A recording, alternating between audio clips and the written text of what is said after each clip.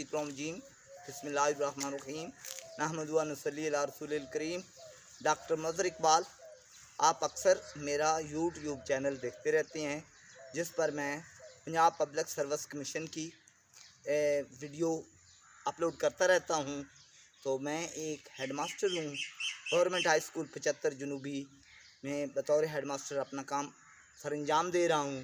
तो मुझे paper checking की भी तजर्बात से गुज़रता हूँ, पेपर सेटर भी हूँ और इस तरह मुझे उन तमाम निकात का पूरी तरह इल्म है जो अच्छे नंबर हासिल करने के लिए एक तालिब इल्म के लिए इंतहाई ज़रूरी होते हैं। तो आज का जो मेरा थीम है वो है इम्तिहान की तैयारी का आसान तरीका। बेटा जी, अगर हम इम्तिहान की तैयारी की लिहाज से देखें तो सबसे पहला काम जो एक तालिब इल्म के लिए इंतहाई ज़रूरी है वो है टाइम टेबल बनाना। टाइम टेबल बना लिया जाए और हर मज़मून को उसका मुनासिब वेटेज दिया जाए। हर मज़मून को मुनासिब वक़्त देंगे तो तब आपकी तैयारी हो सकेगी। आसान मज़ामीन को नज़रअंदाज नहीं किया जाना चाहिए।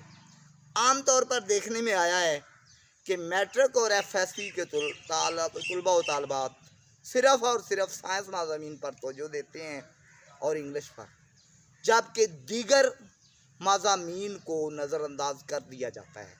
ये बात इंतहाई गलत है। क्यों? जब आपके नंबरों का मार्कअप बनता है, मजमूए को देखा जाता है कि उसने टोटल नंबरों में से कितने नंबर हासिल किए हैं। तो इसलिए इस्लामियात, मुतालिया, उर्दू और इंग्लिश को हरगिज़ नज़रअंदाज ना करें। अगर आप ऐसा करेंगे तो आपका मजमुआ जो है, टोटल नंबर जितने आपने हासिल करने हैं उनमें अच्छा खासा डिफरेंस आ जाएगा। आमतौर पर देखा गया है कि हमने साइंस मज़ामीन में तो टोटल नंबर ले लेते हैं, जबकि आर्ट्स मज़ामीन में स्पेशली मुतालिया पाकिस्तान में और उर्दू में कम नंबर लेते हैं। तो इस बात को आपने ज़हन में रखना है। दूसरी बात, ज़्यादा नंबर वाले मज़ामीन पर ज़्यादा तवज्जो दी जानी चाहिए। वो क्यों? 100 नंबर वाला मज़ामीन जो है वो बेटा जी 100 नंबर ही की तवज्जो चाहता है, जबकि जो 50 नंबर वाला या 75 नंबर वाला मज़मून है उस पर 100 नंबर की निस्बत कम तवज्जो दी जानी चाहिए।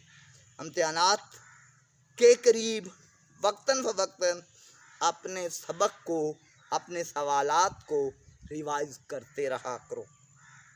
जो मज़ामीन मुश्किल महसूस हों उन पर ज़्यादा तवज्जो दी जाए। मुश्किल सवालात तैयार करते वक्त उन नकात पर ख़ास तवज्जो दी जाए जो आपके लिए परेशानी का सबब हों और उन नकात को अलहदा नोट करें। अगर आपको समझ नहीं आ रही तो अपने ट्यूटर के पास, अपने टीचर के पास, क्लास टीचर से उन नकात के बारे में वजाहत लें और पूरी कोशिश करें समझने की।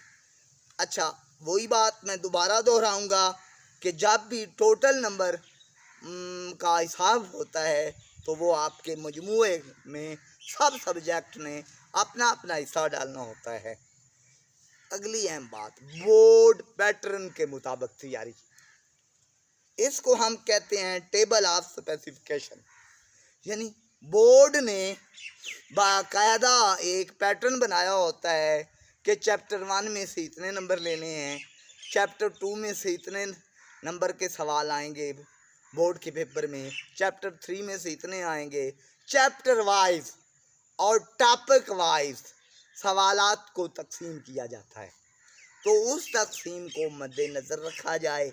मद्देनज़र रखा जाएगा तो तभी आप अपना अच्छा स्कोर बना सकेंगे। दूसरी बड़ी अहम बात जिस पर आपने तवज्जो देनी है, आम तौर पर हमारे इम्तिहान के 3 हिस्से होते हैं। एक को हम ऑब्जेक्टिव हिस्सा कहते हैं, दूसरे को हम शॉर्ट आंसर कहते हैं और तीसरे हिस्से को हम लॉन्ग आंसर कहते हैं। तो जो ऑब्जेक्टिव हैं उनमें किसी तरह की कमी नहीं आनी चाहिए। आप सिर्फ़ और सिर्फ मश्की सवालात हल करके ख़ुद को तसल्ली ना दे लें, बल्कि आपने थ्रू आउट पूरी की पूरी किताब में से तमाम ऑब्जेक्टिव्स को तैयार करना है, तमाम स्थान निकालने हैं, तमाम अहम वाक़यात को आपने अलग जगह पर लिखकर उसके सामने सान लगाना है। तमाम जो आपके राइटर हैं उनकी तसनीफ़ जो हैं ये सारी की सारी, इसी तरह इंग्लिश की बात अगर की जाए तो आप तमाम पार्ट ऑफ स्पीच जो हैं उनको आपने तैयार करना है, और हर चीज़ को बारीक बीनी से तैयार करेंगे तो आपकी ऑब्जेक्टिव तैयार होगी। ऑब्जेक्टिव के बाद जो सबसे बड़ा पोर्शन होता है उसे हम शॉर्ट आंसर कहते हैं। शॉर्ट आंसर तैयार करते हुए एक बात याद रखें, कोई भी शॉर्ट आंसर 3 लाइनों से कम पर ना दिया जाए। अगर आप 3 लाइनों से कम का शॉर्ट आंसर लिखेंगे तो एक आध गैर मुतल्लका लफ्ज़ उसमें आ जाएगा और आपका जो पेपर चेक करने वाला है वो शॉर्ट आंसर का 2 नंबर नहीं बल्कि 1 नंबर दे देगा। इसलिए शॉर्ट आंसर लिखते हुए जामियत होनी चाहिए, अल्फाज का खूबसूरत चुनाव होना चाहिए और कम्प्रिहेंसिव अंदाज में उस आपने ये देखना है कि जवाब क्या पूछा जा रहा है। मैं उसकी एक एग्जांपल भी आपको दूंगा। अगर सवाल करने वाले ने या क्वेश्चन पेपर में लिखा हुआ है कि करारदाद पाकिस्तान कब मंजूर हुई, तो बेटा जी आपने उसका जवाब सिर्फ 23 मार्च 1940 नहीं लिखना।